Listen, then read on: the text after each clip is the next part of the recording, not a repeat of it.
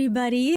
All right, I think it's time to talk about the social media. So if you're new around these parts, I'll do a quick introduction again. Hi, my name is Tenchi, and I am a social media manager. I've done PR in social media. I actually have a degree in social media management. And today I am going to show you guys how you can grow yourselves on social media platforms. Simple guide. I tried to keep things very simple. I tried to also make it comprehensive so that if people don't know where to start, hello Suzumimura, heck yeah, PowerPoint time. So that if people don't really know where to start, this is just a good baseline guide that you could use. I also believe that I will take like as many questions as we have time for. I'm sure we'll have plenty of time. I don't think this presentation will take too long because I'm also probably going to fill in some of the gaps. But yeah, let's get started. So I'm going to go over 3 basic apps, which are TikTok, Twitter, and Instagram. Not in that order. I don't know why I said them out of order. If you guys want to, we could talk about Twitch at the end, but Twitch is like a whole other animal. It's focused today for people to try to grow social media presence as a content creator or just social media in general. It could be either way. So if you have, I wrote down information for both. So if you really, to become like a content creator or influencer, you have to want to create content. That's the difference between someone that wants to grow their social media and someone that wants to create content as a content creator. If you want to become someone that gets a lot of free packages, a lot of invites to influencer exclusive events, that's a content creator. If you're just someone that wants to chase the numbers, then that would just be growing your social media. Can I be a VTweeter and still get the perks? Potentially, yeah, depending on what road you choose. If you are willing to show your IRL body, you could, because one of the things that drastically holds VTubers back in the creation space is that we can't really show real things, which is why a lot of people have niched down and really just stick to video games when there is the potential for a lot more. But I'll get to that soon. So we're gonna start with Twitter. I know a lot of people had a lot of questions surrounding Twitter. Like, what is a high value tweet? Should I rage bait? Is engagement baiting really that bad? So starting off, what is Twitter? Twitter is kind of like the front page of the internet. I know Reddit calls itself the front page of the internet. It's not true. Twitter is one of the most widely used platforms for quick sources of consumable information. And the reason why it's like that is because the 140 character limit made people kind of have to rethink the way they said something. So it became a reliable place to get quick sources of information.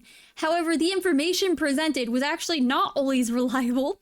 Most of the time it was rumors and falsities, I guess is the word, that were being spread, which is why there's now this fact check feature, and you can actually sign up to become a fact checker and post under people's posts and say like, hey, this isn't true, which I think is really cool. I think it's nice that they're relying on kind of community contributions instead of AI, because we all know AI gets things wrong a lot. But starting off, what is a high value tweet? So what's a high value tweet? A high value tweet is something that the algorithm considers to be a high value, aka it will get a lot of engagement. How does an algorithm work? A lot of people have no idea how algorithms work. I actually studied algorithms for several years as part of my college degree.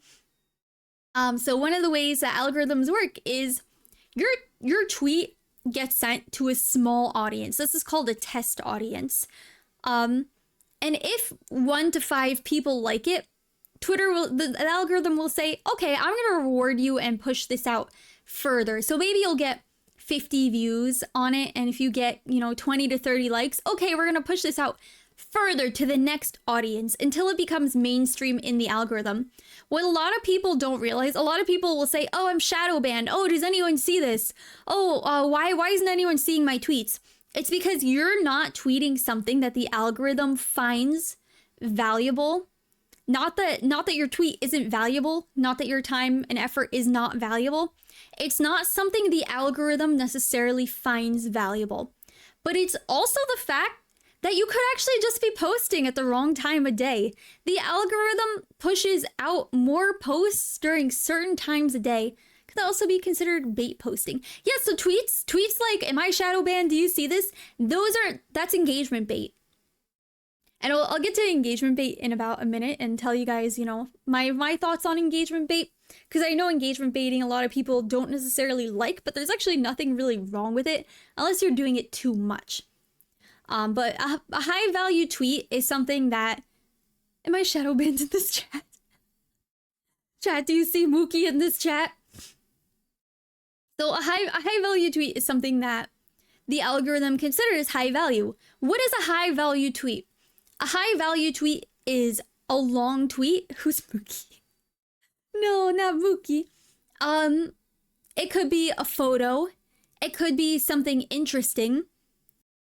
But high value tweets are generally something that generate interest, which is why photos tend to do better than captions. You'll actually notice if you guys go and look in your past likes, that photos tend to generate more likes than like this. For example, I'm always testing the algorithm. If you see me tweeting at really random times, it's actually just because I'm testing the algorithm. It's true, yeah, it is true, because the algorithm likes high value tweets. The algorithm likes to reward you. Let me make this abundantly clear. A lot of people are like, oh, social media doesn't like me. No, that's not true. The algorithms love to reward you. You're actually probably just not using them right. You're not posting enough high value tweets, and you're not posting at the... Like this morning, a tweet that I had scheduled for 10 a.m. did not do as well as a tweet that I posted at 11:30. Different types of ads and advertisements that these companies use.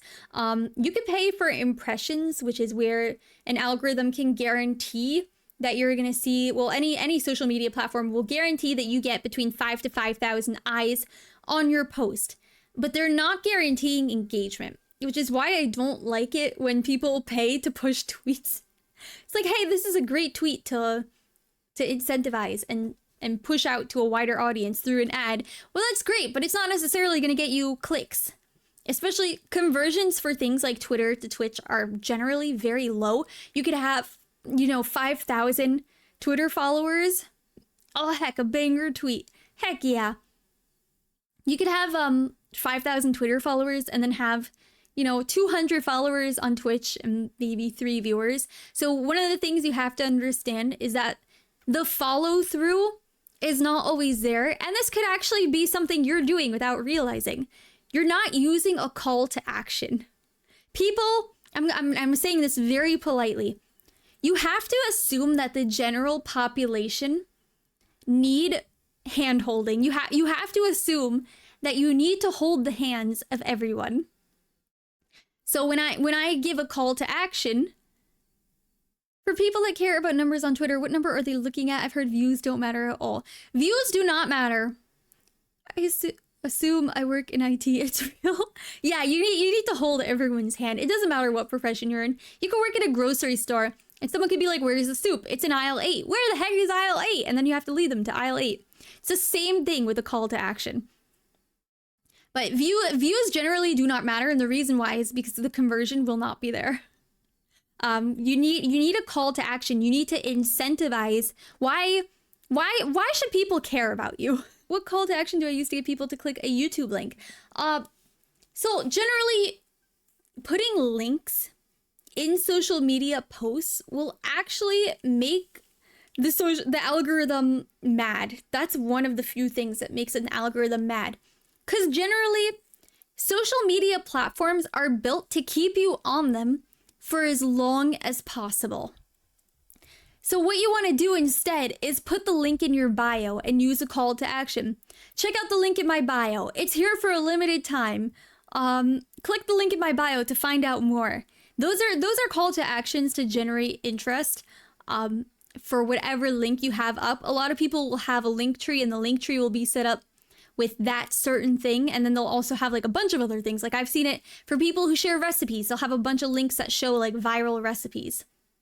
She in bio. Is it true if you have too many links in your bio, you won't get as much engagement? I would say generally to have one of those, like a beacon or a link tree or a card and then have everything else there. Posting my Twitch when I go live makes it worse. Yeah, generally, unless you're a really big VTuber, the algorithm will actually tend to bury those links. It wants to keep, the reason why is because it wants to keep viewers on the platform for as long as possible. So even saying like link in bio will sometimes make the algorithm mad because it wants you to stay on Twitter. It wants you to stay on TikTok. They don't want you to leave the platform and go to a third-party app or third-party source and then exit their browser. Because the more scrolling time you do on there, the more ad revenue generated because now you're passing ads. Only asked because a VTuber follow said she wasn't getting much engagement and she thought it was that. This was a 15K plus follow account too. So one of the other things that I see that a lot of people, they blow up, right? They get 15,000 followers. It's because in the beginning, they were generating a lot of high value tweets and then they stopped doing that.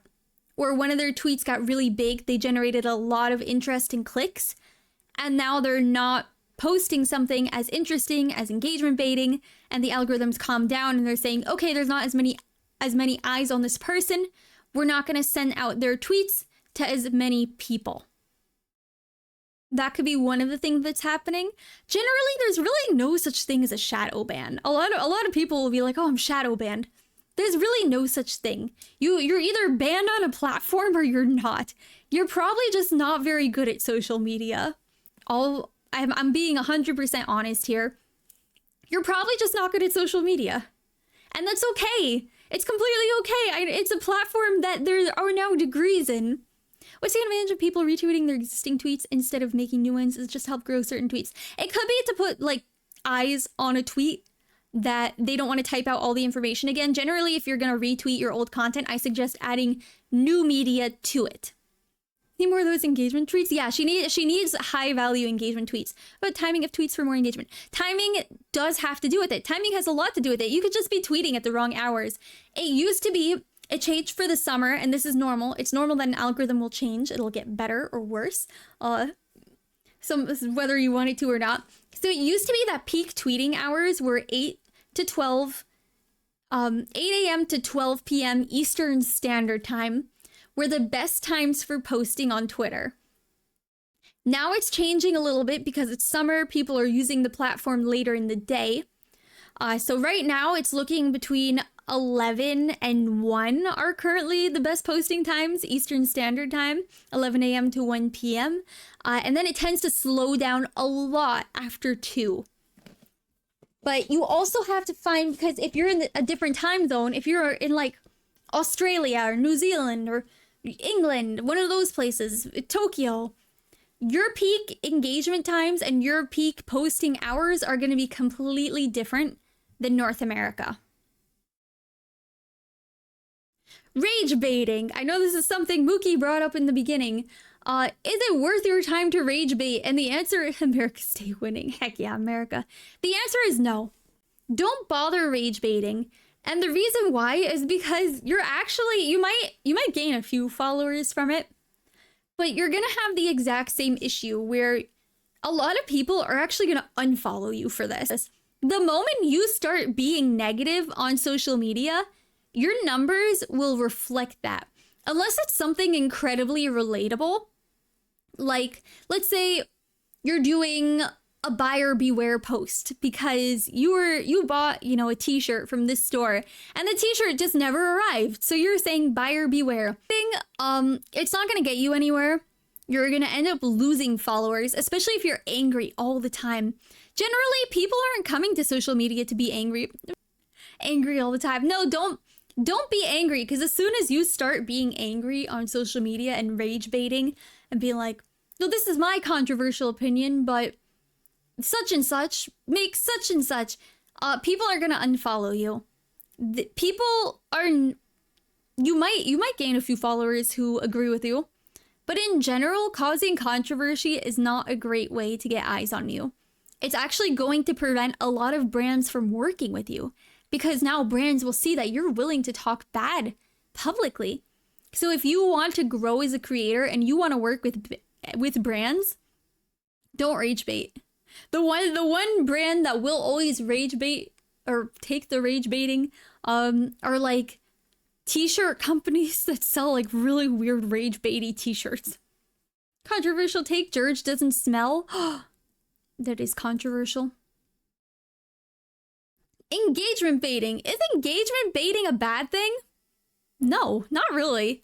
I know a lot of people don't like seeing engagement baiting, but to be honest, unless you're doing it a lot, it's really not a bad thing. Being like, hey, who wants to follow? But anyway, engagement baiting is not a bad thing. Posting is capitalizing on trending hashtags help. So the Twitter algorithm does not use hashtags. The Twitter algorithm made hashtags obsolete. You don't need to post any. It actually just uses a very complex algorithm to push out tweets that they think you might find interesting. So you don't need to use hashtags at all. I know some people still use hashtags, but the algorithm actually prefers if you don't, believe it or not. When I first joined Twitter, I was very confused by this because a lot of people were posting like VTuber rising, VTuber trending, VTuber debut, hashtag math.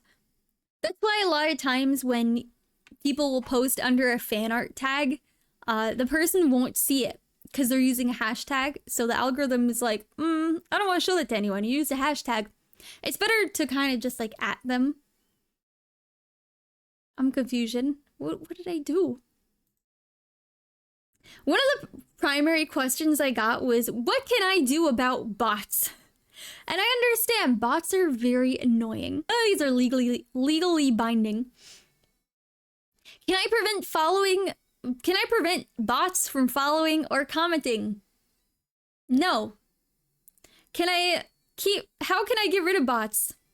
Click the remove from following button. I keep getting bot DMs. What do I do? Block them. Is there really no solution? Yes. The issue with bots is that they act as independent accounts. So unfortunately, there's really nothing you can do to stop them from following you or from just being there in general.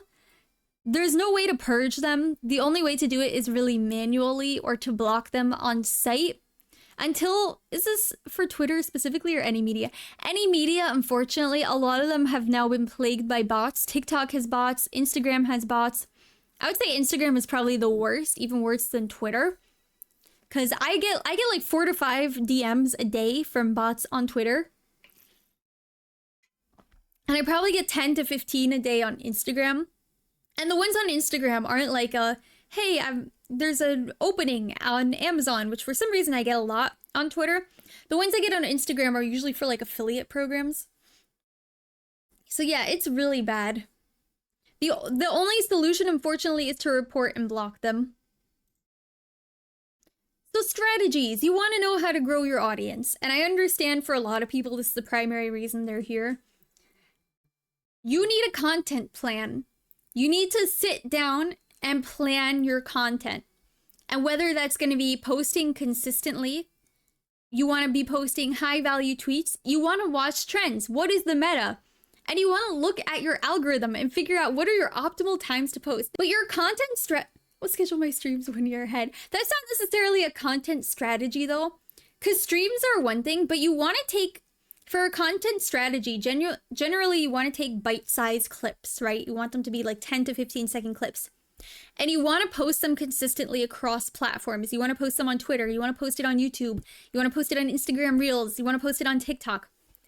And the reason why is because you're using other platforms to generate interest for yourself.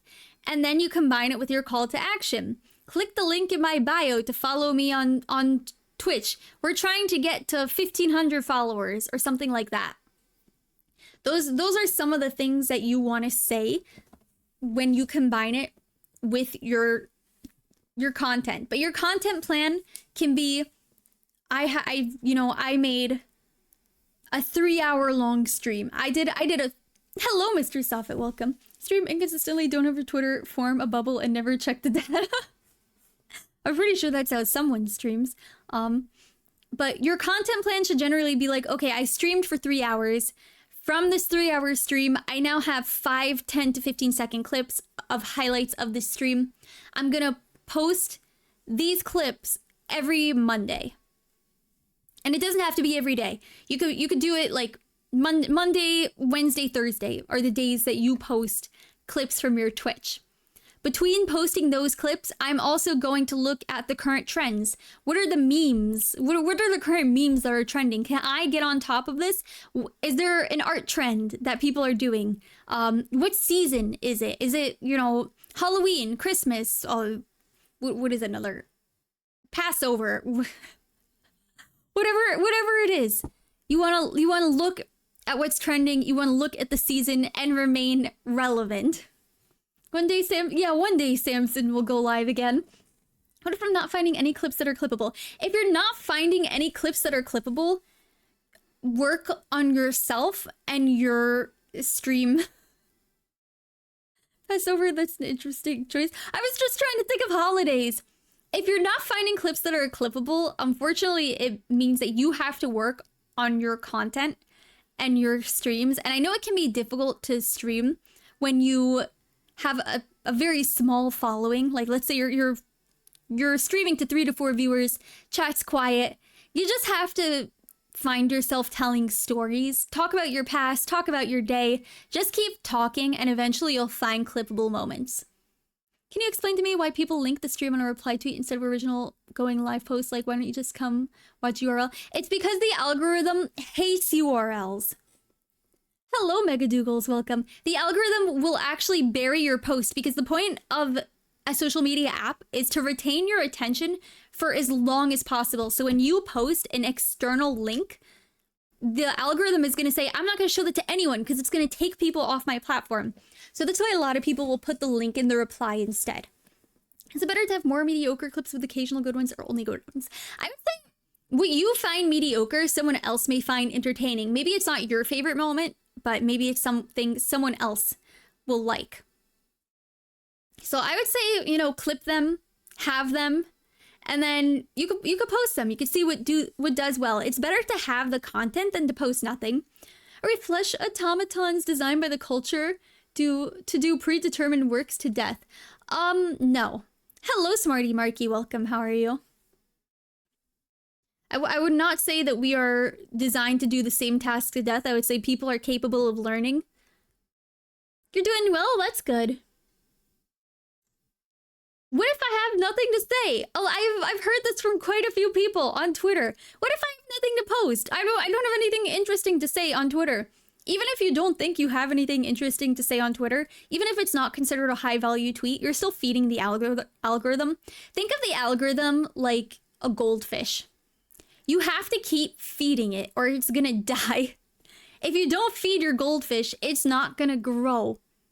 So even if you don't think what you're tweeting is a high value tweet, you should still put it out there to feed the algorithm. Because the more you flush your Twitter down the toilet. No, don't flush it down the toilet. Don't flush your Twitter. You feel called out? Good. Keep tweeting, even if you don't think what you're saying is worth it. Like, you guys know the amount of stupid stuff I say on Twitter. Just post whatever nonsense comes to mind. Exactly. And then between that, post some high-value tweets. Like, this morning, I tweeted just to feed the algorithm. I talked about, you know, I got a little wax melter. My room smells like cookies. I tweeted about that. And then an hour later, I tweeted something higher value with a photo, which was what the present that George got me. Which most of the stuff I've managed to find a place for. Still have to wash the wig, though.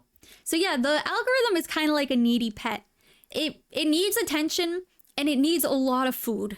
It wants you to constantly be feeding it, and the more consistently you feed it, like let's say you schedule tweets every day for 8 a.m. The algorithm loves that. It loves when you schedule its meals. My tweets are 50% art and 50% drunk tweets. Hey, that's okay. I have nothing higher value to post either. Post pictures of your lunch. Post pictures of pretty flowers. They don't even have to be your flowers. Your algorithm is kind of like a needy pet that always wants your attention. I'm gonna post so much now. You should be posting a lot. I would say that if you want to grow on any platform, except Twitch, obviously, you should be posting, you should be aiming to post 3 to 4 times per day. And you want 2 of those to be high value tweets and 2 of those to be whatever you want. But a high value tweet doesn't even have to be a picture. It could be something really interesting instead. You could say like, Did you, you know, something about sourdough. Did you know that the best way to revive your sourdough is to leave it on a warm windowsill or on top of the refrigerator? It doesn't have to be a lot. It's not a lot of typing. And you can also, one of the really nice functions that Twitter has that some other platforms are now adopting are scheduling your content. And that's great because you can make your content plan, schedule all of your tweets, and not have to do anything after that. One of the things I did notice is that even though videos can do well, pictures are what does the best on Twitter.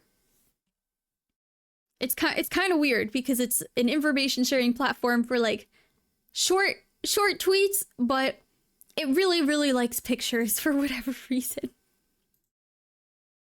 When should I start? A lot of people, music a little quiet, I can raise it.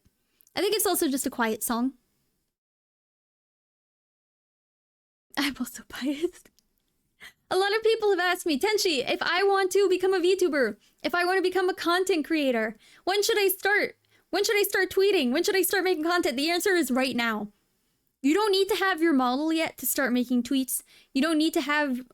yeah, this second, go open a Twitter account right now. So you don't need... If you want to be a VTuber, you don't need to have your VTuber model to start tweeting. Chinese proverbs. But anyway, the best time to start making content is right now. Like, there's no better time than the present. I know a lot of people will say, like, I don't have this. I don't have anything interesting. I'm lacking this. I'm not a cool person. You don't need to have any of those things. You know how many, oh my gosh, you know how many useless social media accounts I've come across in my lifetime? There is a social media account. And I think the last post I saw from it before I blocked it because it was so annoying. 10 butter gadgets you didn't know you needed from Amazon. This whole account existed to shill you Amazon products you did not need. And of course I watched them all the way through because what do I look like if not someone that loves weird gadgets? Some was like a butter peeler and it was so you could peel the perfect piece of butter off your butter stick. And I was like, I don't need 12 butter gadgets. Sounds like something you tweet for your daily. This is true.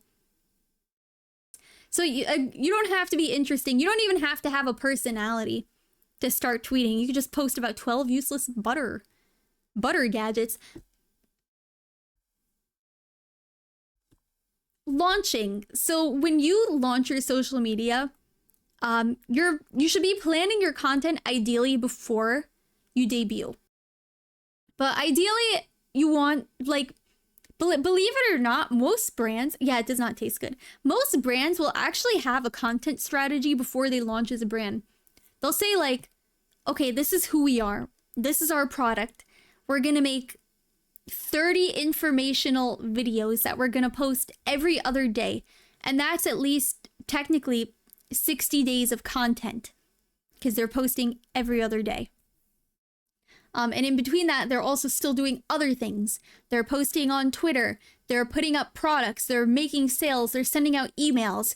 So every brand you've ever seen, they have a content plan. Having a content plan and networking, you can generate a lot of hype. And I wrote this one specifically for VTubers. You'll generate hype around your design.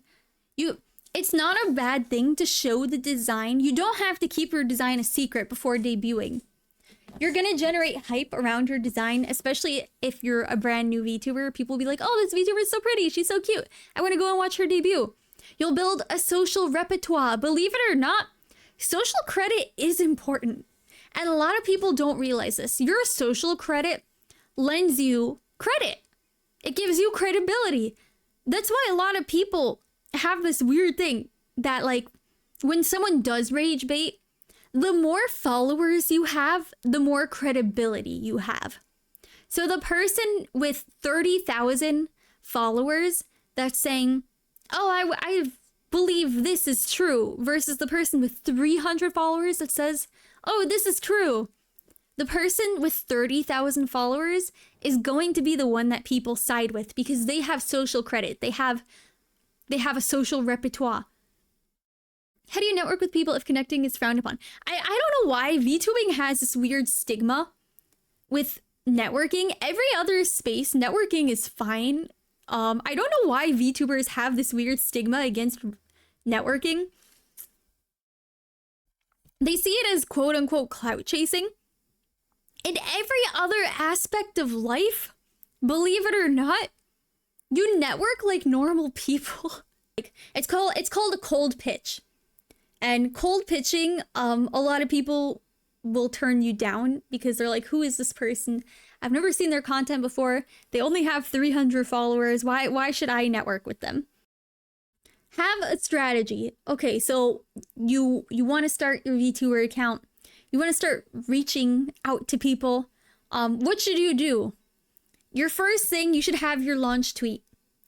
And then you should plan your content around letting your audience get to know you if you don't have anything else to post. Can I find a social media platform for me?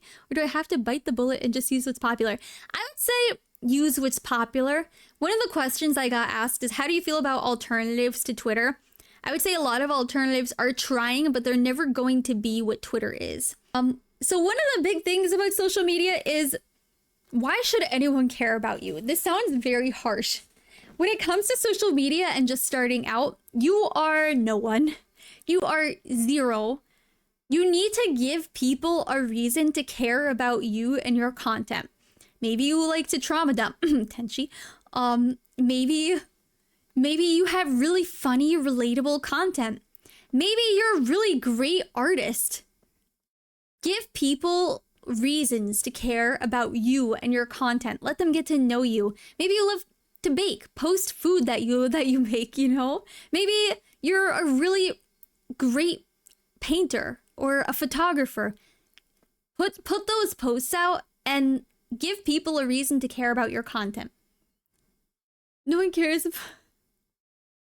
No one cares. And what makes you stand out? Again, going back to those things. Do you bake? Do you take photos? Are you a great artist? Do those things set you apart from everyone else? Because there's a million artists. There's a million photographers. There's a million people who could write really great, inquisitive thoughts. What do you do to make people care? Make yourself relatable. Humanize yourself, essentially. So my models could be useful if I get good photos. Anything could be useful. TikTok. Why bother using TikTok? What is TikTok? How can I grow in the current algorithm? These are all really great questions, chat. TikTok. Grr. As one of the most complex algorithms I've ever seen. TikTok has over 1 billion users worldwide. So if you want to get eyes on you fast, TikTok is the best place to do it. TikTok actually has it. The way the algorithm works is that TikTok wants to make you addicted to it. There's been studies proving that it's bad for your short-term memory because you're consuming a lot of content very quickly and you're not retaining any of the information from the content. So TikTok is actually ruining your memory. It is damaging your attention span. If you want a way to get a lot of eyes on you fast, TikTok is the way to go. One of the things that TikTok does really well, I would say, is it hooks you really quickly on the app. And it does this by, let's say you post like your new account. You made your account this week. You post 2 to 3 videos. Odds are one of those videos is going to go not necessarily viral, but it'll accumulate a lot of views very quickly. TikTok, if a lot of people are like, oh, I shouldn't use TikTok, but if you want to grow as a creator, TikTok is actually a really great place to do it. However, the conversion rates for TikTok suck. If you want discoverability, you'll get a few people here and there from TikTok, but the conversion rate of someone watching you on TikTok and then coming to a stream is going to be very low. For discoverability, however, and getting your name out there, it's a good place. What is TikTok? TikTok is a video content platform owned by a company called ByteDance. It's great for sharing short consumable clips of media and presenting a lot or a little information at once. So unlike streams, which are long form content, TikTok is for short form content. At least it used to be, because now you can post videos up to 10 minutes on TikTok, which I personally am not a fan of. I don't really like it for a multitude of reasons, because I think TikTok is trying to become like YouTube, was going to say, how many streamers promote themselves on TikTok? I've seen plenty of people join a stream from Twitter, but never TikTok. Yeah, very little. I think the only time I've actually seen someone join a stream from a TikTok is from Ellie Minibot's stream, actually. How does TikTok streams do for brand building? TikTok streaming is a completely different animal. I don't know if you've ever been on a TikTok live stream.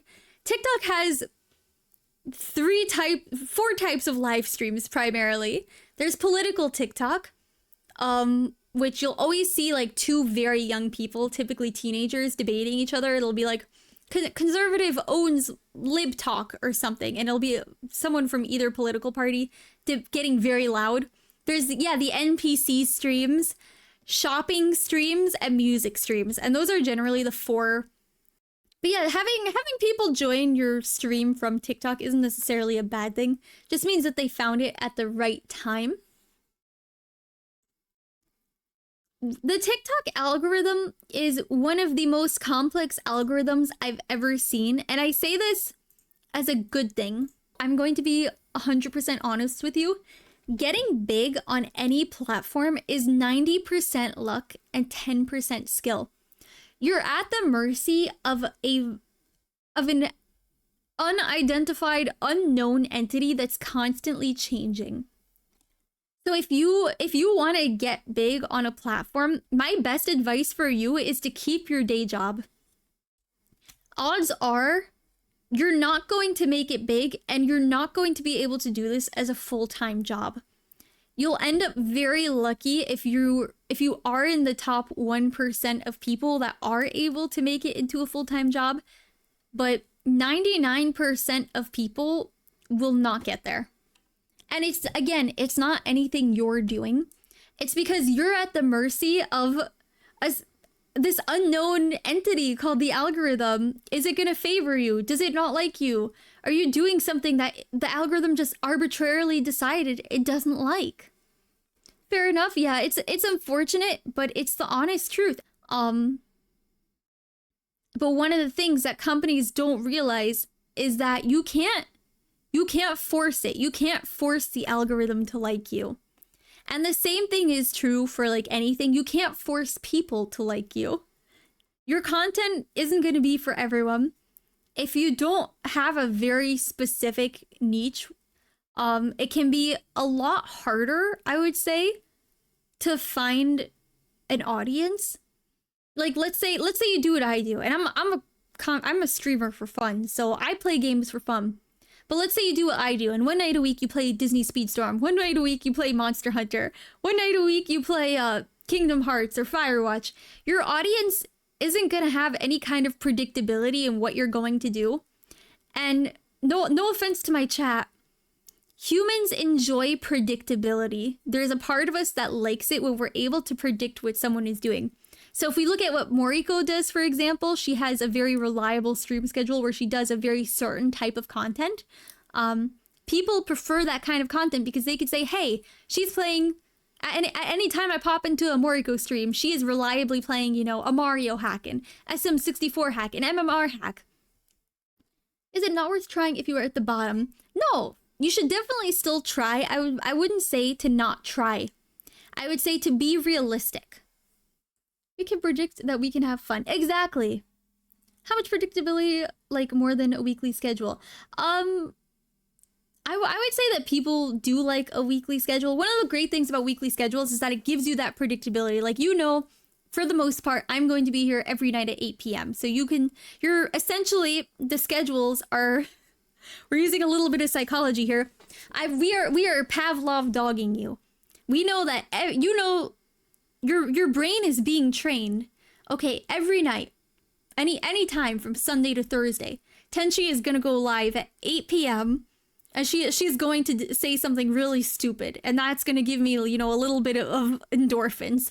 So essentially, all streamers are Pavlov dogging their audience and rewarding them with endorphins.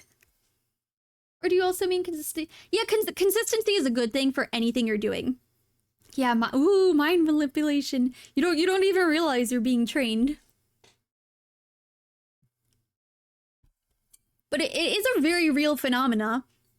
And I'm not saying this like Because I personally don't find it a bad thing. Like, I watch streamers. I know, you know, Moriko streams every night at 7 p.m. Friday, Saturday, Sunday. My time. And now she's going back to her summer schedule, so she'll be on more. So, like, I can look forward to those times. So everyone is incidentally kind of Pavlov dogging themselves. But I wouldn't say to not try. I would say to give it your best shot and don't expect to go big. Do it for fun. Do something because you enjoy it, not because you want an incentive out of it. And Wednesday, heck yeah, Wednesday. One of the biggest things that I see is that people, they want to be big. They want to do the content, but then as soon as they realize that they're not getting big, that they're not growing, that they're not going anywhere, they give up. And I understand why, because you want to do this for the audience. You want to get, you know, arbitrary numbers like Twitch partner and partner plus and all that fun stuff. But the reality of it is that most people are never going to get to that place. And again, it's not your fault. It's just really dumb luck.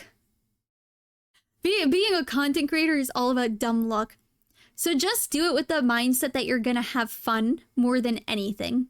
I think a lot of YouTubers definitely regret getting big. I think a lot of people regret blowing up before they're prepared. Because I've seen a lot of people who blow up very suddenly and then they have no idea what to do. They're getting sponsorships, like what is that girl's name? Charlie D'Amelio. She blew up very quickly, and now she's like, I don't want to do this anymore. And now whenever she's trying to branch out, people will comment on her videos like, just do the dance, put the fries in the bag, you know. Charlie D'Amelio is a girl who's like super popular on TikTok. She has something like 10 million followers. So I would say someone like her who blew up without really an idea of what she wanted to do and what content she wanted to make. And that's another reason why a content strategy is really important. Because not only is it going to help you plan what you want to do, it's also going to help you plan like where you want to take yourself and your content.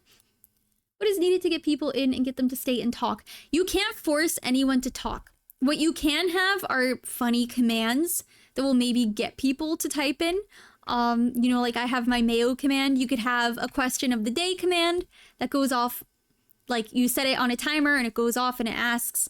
But I definitely wouldn't have too many of those because you don't want your chat to just be filled with bots and bot commands. Whatever you do, don't let chat call you a nerd. Nerd! I would say the more you talk, the more incentivized it is for your audience to talk, and don't call people out for lurking. If people just want to be here and lurk, that's fine. You're allowed to just lurk. So I wouldn't say, you know, have something that necessarily draws people out. You could have a funny emote maybe. Make sure you have 7 TV emotes enabled. Lurker check. Yeah, don't do a lurker check. One of the reasons I only say hello to people who are in the chat, and I never press the users in chat button, is because if someone's lurking and suddenly they hear their name, they're gonna be like, oh, I don't want anyone to know I was here, you know? Sorry, funny mouth noise because I had to sniffle. Trying to small chat and someone said hi to me for lurking, never left so fast. Exactly. Yeah, people do that. That's why I only say hi specifically to people who have shown themselves in chat. Gives up hi to lurkers, you are loved. we love our lurkers. I love and appreciate everyone who lurks, you know. Even if I never know you're here, still very much appreciate you being here. Frexus doesn't know about the viewer spreadsheets. What? I lurk when I'm mostly at work or busy. Exactly. I tend to lurk in most people's streams because believe it or not, I have social anxiety. But what can you do to grow a TikTok? Consistency. All algorithms love consistency. One of the best ways to stay relevant on TikTok is to look at trends and see what audios are trending. Is it worth having Instagram in 2024 and beyond? Should I use Reels? Why bother using a dying platform? And yes, Instagram is dying. Those not the juegos. So Instagram is a dying platform. Usership is down. Means okay, why Instagram? Instagram is kind of a terrible place to share photos. If you want to use Instagram, I recommend not using it to share photos, but just to share Instagram Reels. It would just be a place to share Instagram Reels. So Reels are videos, and you could just repost your Twitch clips to there. Because I don't know why Instagram, which is a photo sharing platform, decided that it doesn't want to be a photo sharing platform anymore. It just wants to be TikTok, which is one of the reasons that people are leaving it in droves, but also because Instagram decided it can use all of your data to train its AI, and you can't opt out of it.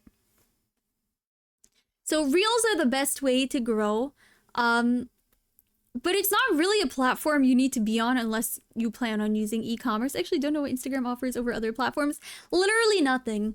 They have nothing going for them, which is why they're desperate. Oh no, everyone's mayoing. They're desperate to get people to use the app, which is why they have a program that will pay you to post Reels. So if you post Reels and it gets over like, I think 200 views, you get 10 cents. So for every 200 views, it's like 10 cents, and it's incentivized so people will continue to post on Reels. All right, so now we've come to the part I'm sure a lot of people are probably wondering. At what point do you become an influencer? How much should I charge for my content? Should I do that affiliate program? Take 1 second, guys. I feel very out of breath. But what is an influencer? You never have to call yourself an influencer if you don't want to. A lot of people don't want to be influencers. A lot of people just want to grow an audience without kind of the implication that comes with being an influencer. Because let's face it, the word influencer has a negative connotation, right? When you hear the word influencer, you probably roll your eyes and go, ugh, influencer. So a lot of people have actually switched to the words content creator, but told I'm a bad influence. Ugh, influence. But yeah, a lot of people will use the words content creator instead of influencer. Influencers. Oh, disgusting. Exactly. Felt. But there's really no measurable number to say when you've become an influencer or quote unquote content creator. Anytime you post content, you are a content creator. You tweeted something with the intention to grow an audience, okay, you're a content creator. There are micro influencers where they have 1,000 followers. There are mega influencers where they have 100,000 followers. The point of influencing is to influence other people to do something. So at any point, if you have influenced someone, you are an influencer. Unfortunately, much to your chagrin, maybe. There's really no measurable number. However, if you want to start influencing, that's when you have to actually do some work. But yeah, at no certain point do you have to call yourself an influencer. If you want to start to work with companies, then I would say you're an influencer. Pricing yourself. One of the things that I've actually spoken with other streamers about. How should I price myself? And I've spoken influences. Well, I've actually spoken about this with other like cosplayers as well. Because I've had people come to me and they'll have more followers than me, and they were making less than me. I was very proactive in reaching out to companies. So when you price yourself, if you feel you are ready to start charging, you need to figure out not only what is your time worth, agree with these points, thank you. What is your image worth? When you become a content creator and you start influencing, you are not just making a post, you are now selling your voice and selling your image. How much is that worth to you?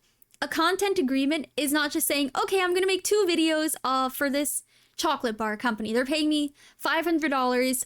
They're giving me 3 free chocolate bars, and I have to make, my deliverables are 2 videos. But they want unlimited content usage rights.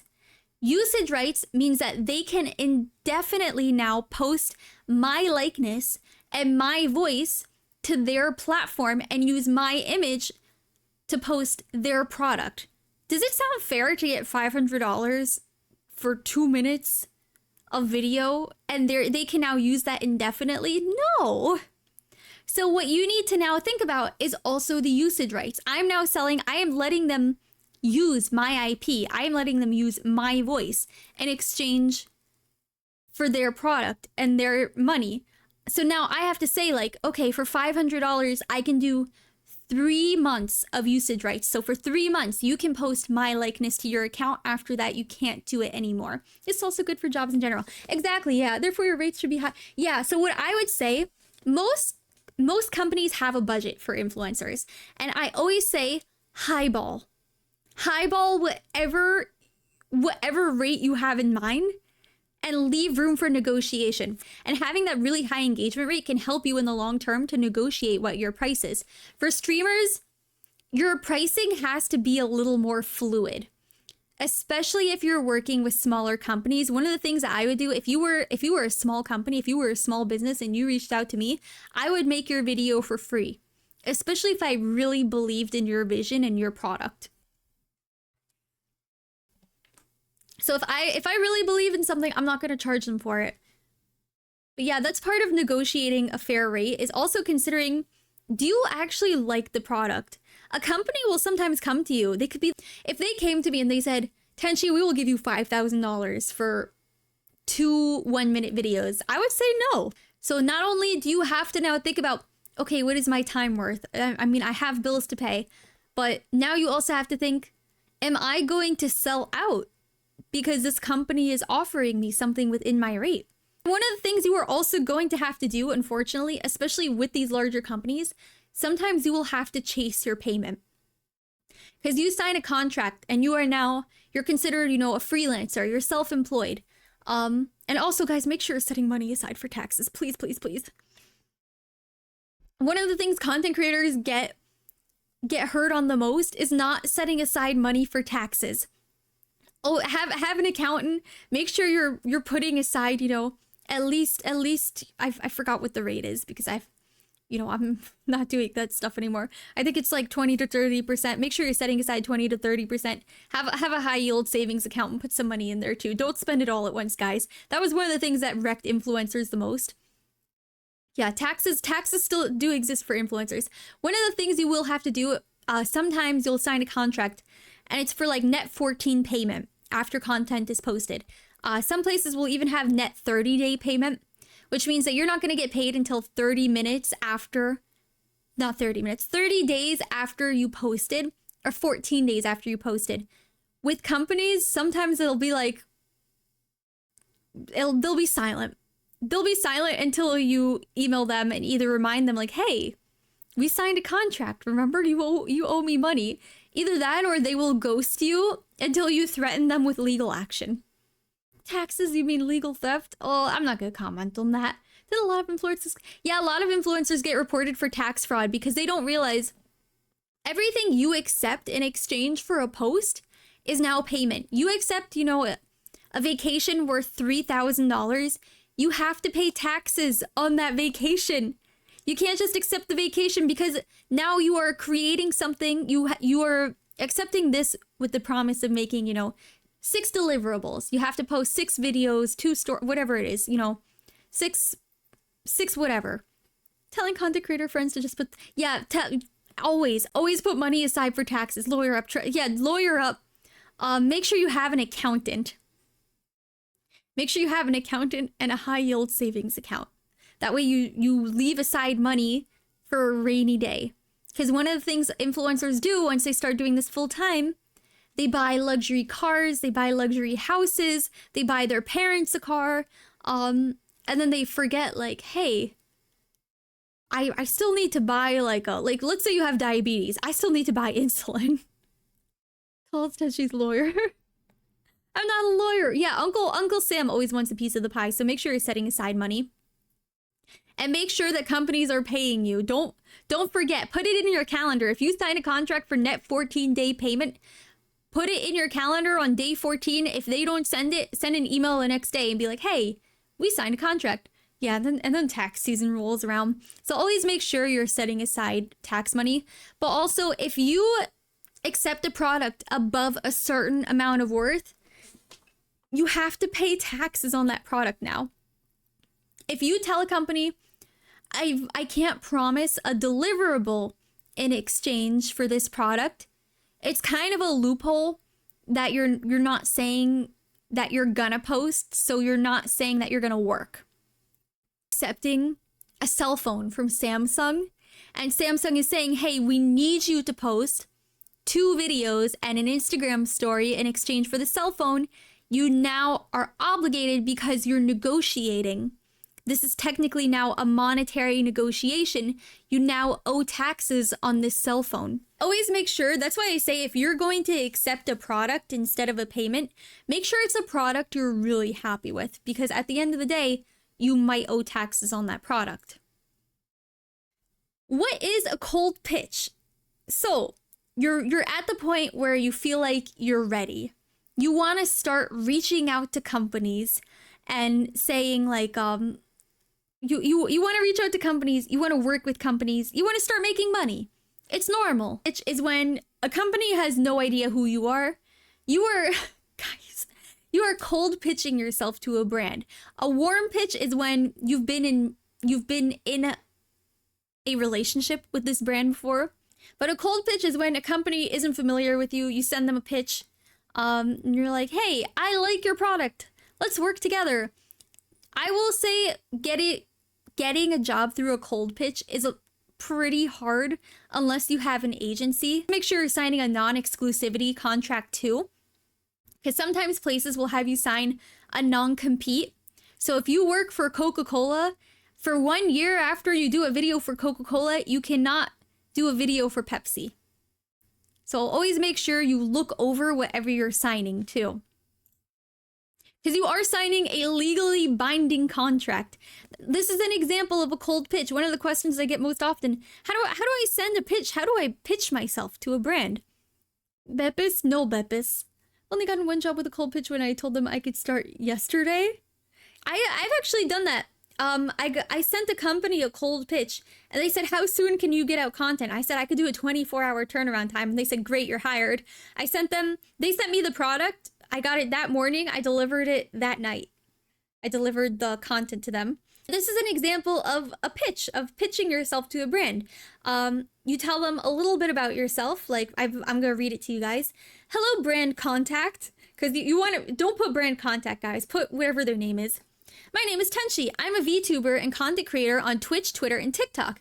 I currently stream to an audience of X amount of people, but overall have accounts totaling X amount of followers from these demographics. So the reason you want to put the demographics is because you want the place to, yeah, brand content.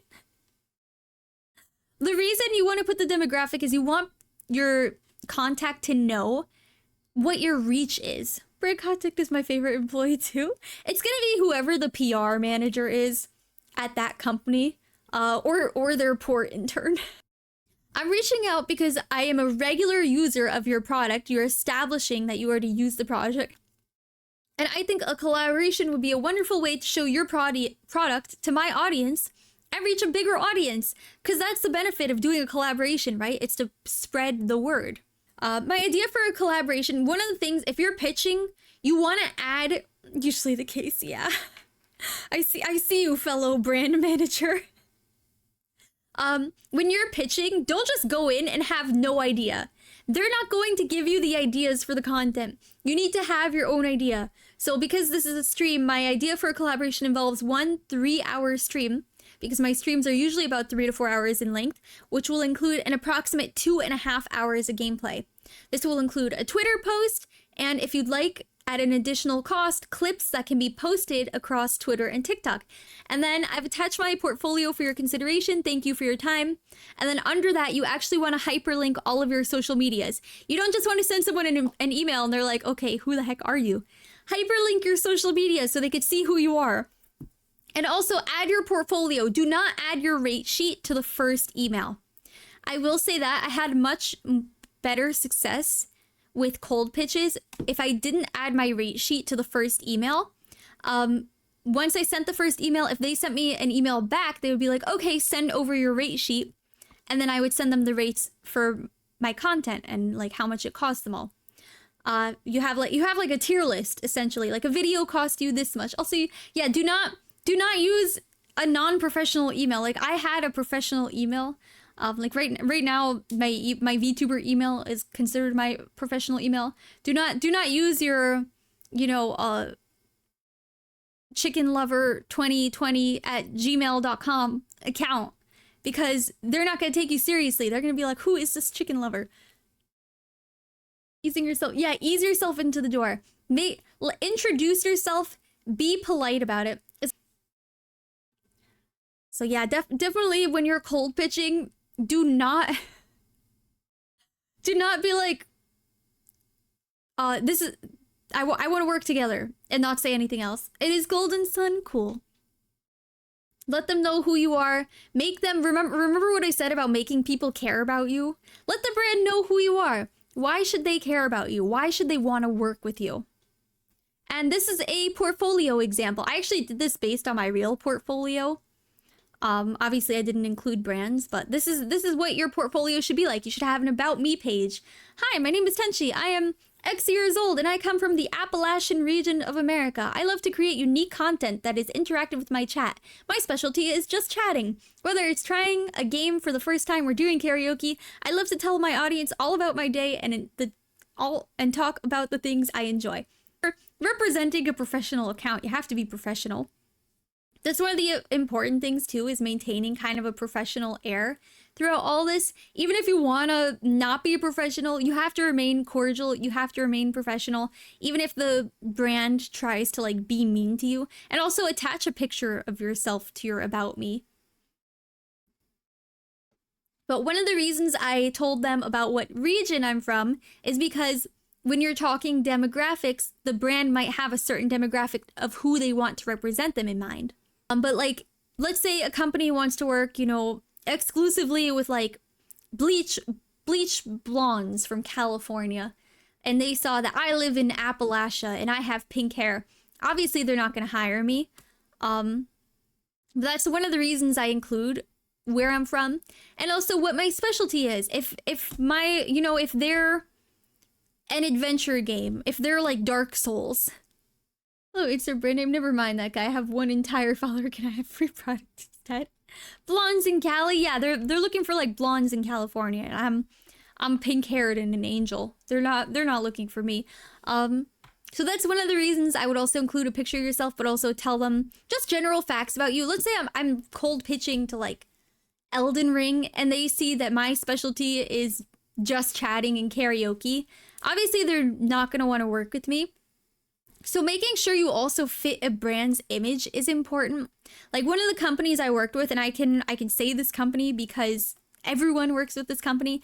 I did a brand partnership with Otaku Box. Elden Ring. Hello brand, I have thousands of bot followers. Free product, please. That's why a lot of people have an engagement requirement, because of the bots. Because bots won't actually engage with their posts. Because if they have, you know, 100,000 followers and they're getting 2 likes on their posts, odds are they bought followers. Yeah, bot hate. Doesn't surprise me, yeah. You would be surprised how many quote-unquote famous people buy bots, and then when asked about it, they straight up deny it. Technically, it's also against a platform's terms of use to buy followers. When you agree to the terms of use on a website, you actually agree not to buy followers. But yeah, that's why you should kind of introduce yourself and tell brands about you, because when I pitch to a brand, I want it to be a brand that I kind of know well. Like I'm not gonna email FIFA and be like, hey, can I have a trip to FIFA? Yeah, so obviously I wouldn't qualify for something like FIFA. But yeah, sometimes you do have to say no. Even if it's something you really want, you just have to put your best interest and wellness in mind. And with VTubers, it's a lot harder to pitch yourself to a company. Don't care about baseball or Hololive. Can't wait for my card to skyrocket in value. Your one card. Did you get Picora? I really want the Gura card because I love Gura. But one of the things, like, sometimes you'll get a very predatory social media manager. Like people will put out an ad and they'll be like, hey, I'm looking for a social media manager, but they don't know what they're looking for. So they'll end up with a very predatory social media manager that just has pretty bad practices, and they'll be like, you should do XYZ, you should cold pitch more. And they don't end up doing the work. They tell their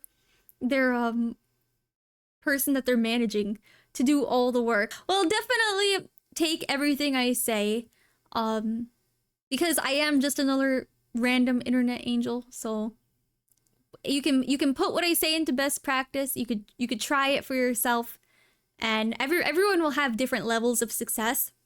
But I don't want to see anyone come here in 6 months and be like, hey, Tenchi, it didn't work. Did you do it? Were you consistent? Did you post high value tweets? Did you post clips? Did you have a content plan? So yeah, all because it's not, people they'll take one thing. They'll take one thing that they really like, okay?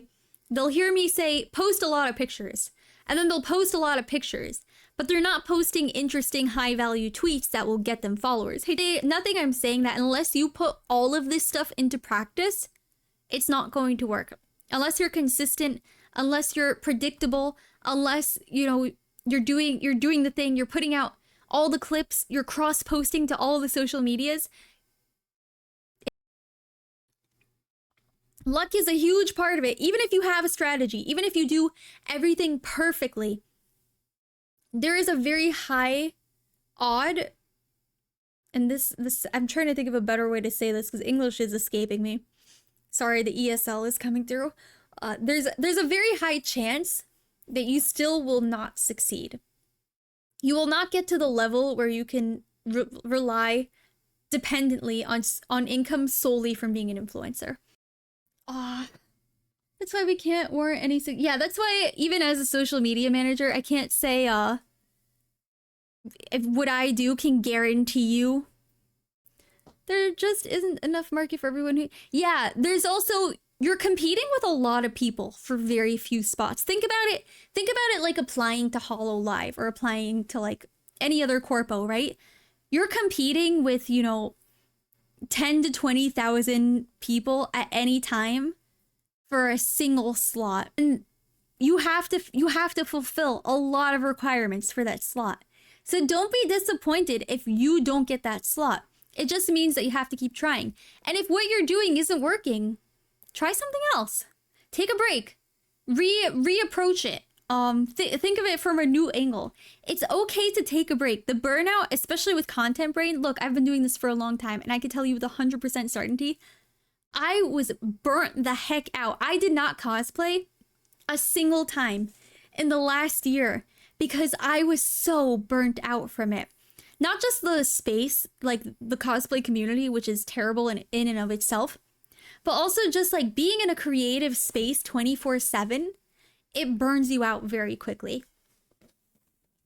But yeah, we can't warrant any success at the end of the day. The most I could say is I can do these things, I can give you the strategies, but there's a lot of luck when it comes to success. So, and then your next page, so going back, this is again your portfolio. You want your about me. And then you want to put brands I've worked with. You want to fill this page with whatever brands. What I did for my portfolio, it's also the unfortunate fact that even if you put all your effort into it, it might not just work out. So when I worked with a brand, I would put brand 1, and then I would say collaboration. Brand 2, gifted.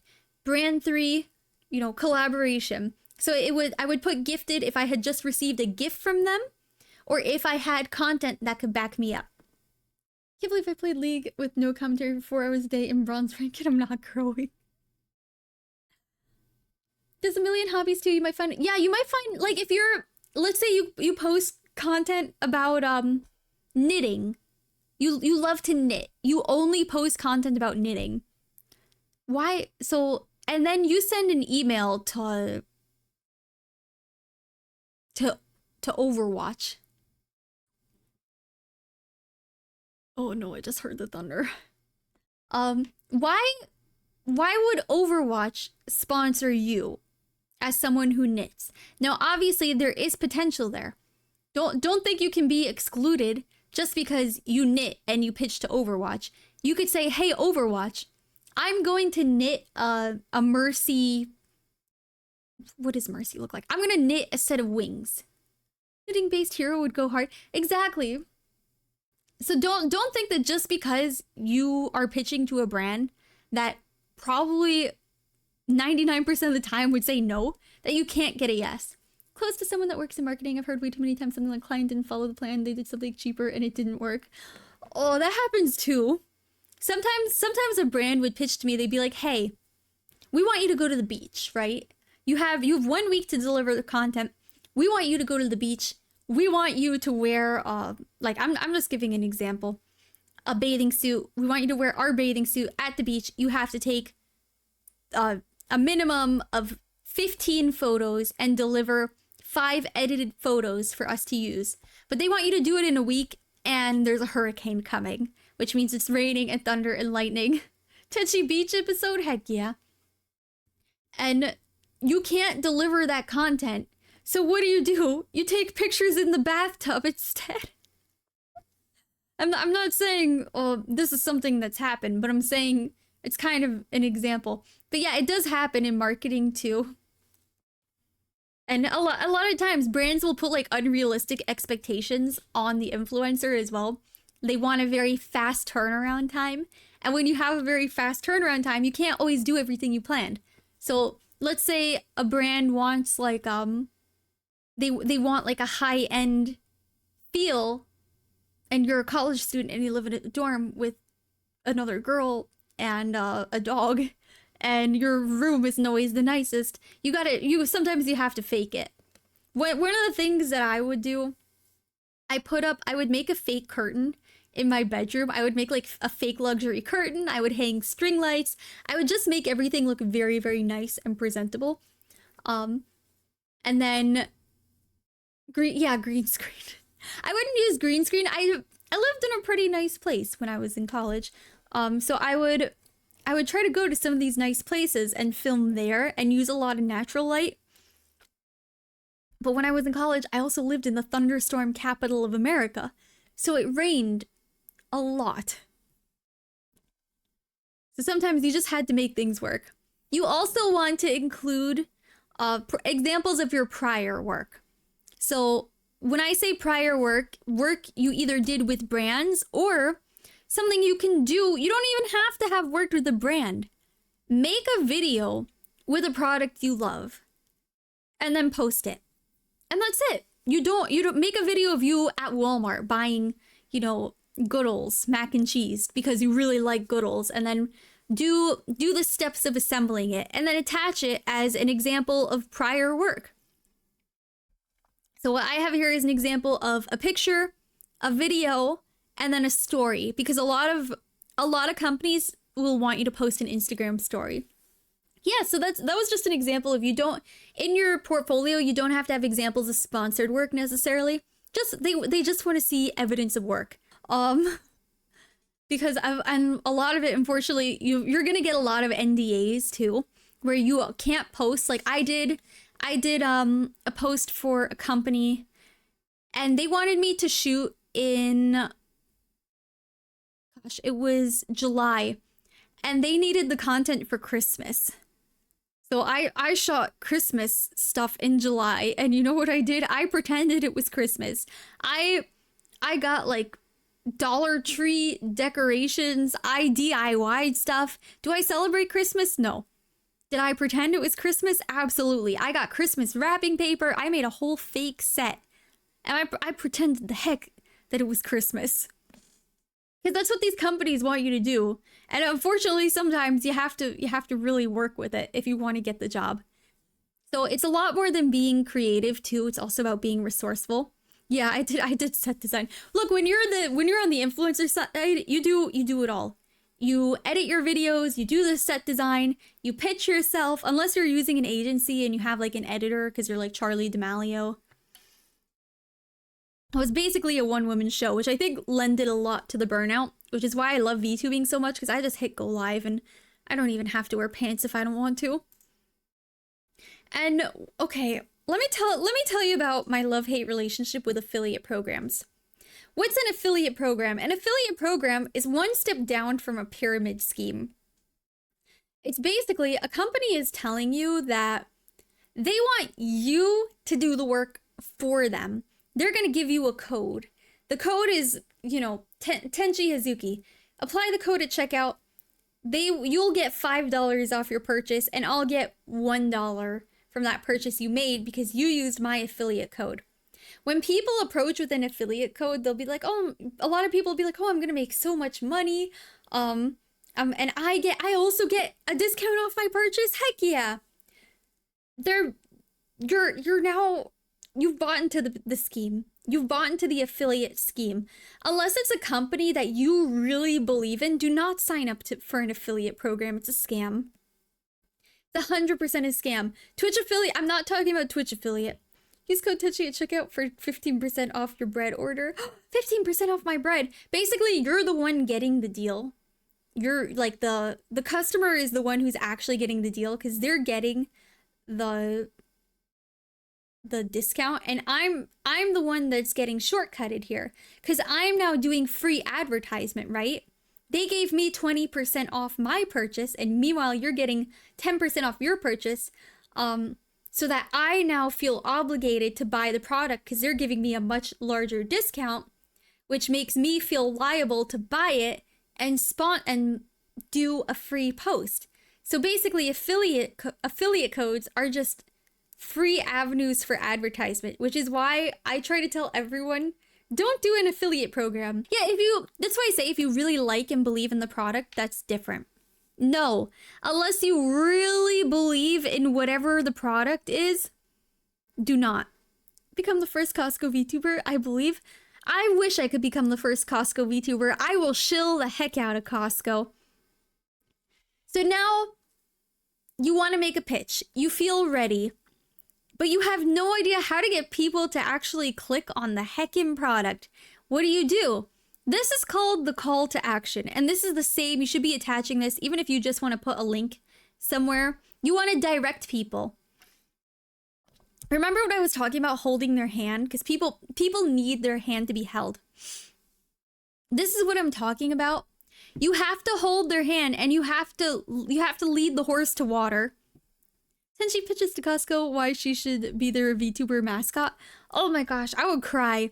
Imagine a Costco walkthrough stream. You know how I did the zoo stream and the aquarium stream? Costco walkthrough stream where we just watch people walk through Costco. Maybe we'll do that if we have time at the end. But your call to action is basically to hold people's hand and lead them to where they need to go. Unless they're also paying a lump sum or rate in agreement with your affiliate program, stuff's usually a hard no. Exactly, yeah. Unless they're also paying you like big bucks, no. Don't do the affiliate program. But what is an example of a call to action? Click the link in my bio to download this now. Use my code to get this discount. Hurry, it's on sale right now, but this price won't last. If you buy it today, you'll get a free thing with it. These are all call to actions. One of the biggest ways that call to actions work is that you are generating a sense of FOMO. And that's also the way kind of product marketing works. You're generating a sense of FOMO, or this fear of missing out. So when I show you a product, like I'm talking about, let's say I bought a wig. I bought a wig from almost caved on a certain ramen brand, but holy heck, the price of it. Yeah, all ramen is the same, except cheese tauntaun. That stuff's the best. I actually can't say for non-vegetarian brands. Where's the link? I need to click it. Exactly. It generates a sense of FOMO, where people are now afraid to miss out. So what you would do is you would say like, hey, one of the things you need to do though, first you need to stop the scroll. You need to, FOMO goes crazy. Yeah, FOMO makes everyone feel like they need to do something. I know, I can't miss ordering the Patrick plush when it finally goes on sale. So one of the things you want to do is stop the scroll. How do you stop people from scrolling past you? You got to figure out, what is your hook? Your hook is your line that's going to stop people from scrolling. One of the things that worked the best is being incredibly relatable. Like, do you get, I got an email for 50% off thingy for an hour and went, I'm at work. Exactly. It's generating a sense of FOMO. Or they'll attach a timer. They'll be like, okay, hurry, this sale won't last. You get 50% off if you order within the next 30 minutes. And there's a big timer counting down to when the sale ends. And it creates a sense of pressure that if you don't do it right now, it's almost a sense of impending doom. That you're gonna miss out on this big, exciting thing. And that's one of the strategies that brands use. Not the the timer. Hurry, this sale won't last. And then it's counting down like some doomsday clock. But you have to stop people from scrolling away. And by doing that, one of the things that works the best is just being kind of relatable. Being like, do you have this issue? Do you also find yourself doing this? And those are really great ways to kind of stop the scroll and hook people on. And then at the end, you want to give them the call to action. Like, hey, do your wigs get tangled a lot? If you buy it today, you'll get a free thing with it, you know? Anyway, those were my slides. Now it's time for the question portion. So if you guys have any questions about anything I might have just presented, let me know. I'll try to answer any questions you guys have about it. I think I covered a lot, though. Raised, you just missed the whole thing. You came literally just at the end. But if you have a question about it...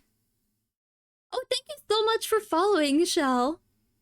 Also, not going to bed, just wanted to use... Oh yeah, the Patrick sleeping emote is cute. How can I blow up and act like I don't know nobody? I would say go back and watch the VOD where I explain that you're very unlikely to blow up. Wanted to wait until it was over. I appreciate it. Thank you so much for being here, too. How much of this applies to Twitch? It feels like live streaming. Live streaming is a completely different ballpark. So my specialty is kind of like Twitter, Instagram, TikTok. Live streaming is very different because my mango, oh no, not your mango. You have to put in a lot more work. And streaming alone will not get you anywhere. You have to make sure you have clips. You have to make sure you're cross-posting those clips. You have to make sure that you're marketing yourself. So just streaming alone, you're not going to grow. Content creation, as far as streaming goes, you should still have a content plan. You should still make yourself predictable, use schedules, be consistent. One of the biggest reasons for drop-off of viewership is inconsistency. They're never gonna know when you go live, because one day you go live at 8 p.m. Another day you go live at 3 p.m. A third day you go live at 9 a.m. They never know what you're gonna do. Good way to capture clips, staff a timer, and hit like a lap button to mark times when something interesting happens. That is a really good idea, yeah. If you don't want to rely on viewers for clips, then you can have a little thing like that. Or you could even go back and watch your VODs too. But you could definitely do that and then cross-post your clips to all those other platforms. Any experience with the YouTube algorithm? With YouTube, post a reel and then a long-form video. Make sure you're using hashtags. Make sure you're using trending and relevant hashtags. And try to aim to post at least twice a week for growth. Did you see a certain VTuber group's Clipper program? Which one? Because I've seen a few. Are you talking about the new one, like V-Lore or something? Velour? I have seen Idol's Clipper program in the past where they incentivize the clips. I know they're paying like $10 per 200 views, which is a good amount, I think. But one of the other things I really would like to talk about is that don't be discouraged. I know I said that the likelihood of you blowing up, and unfortunately it is true, is very small. But don't be discouraged by not blowing up. Just keep trying.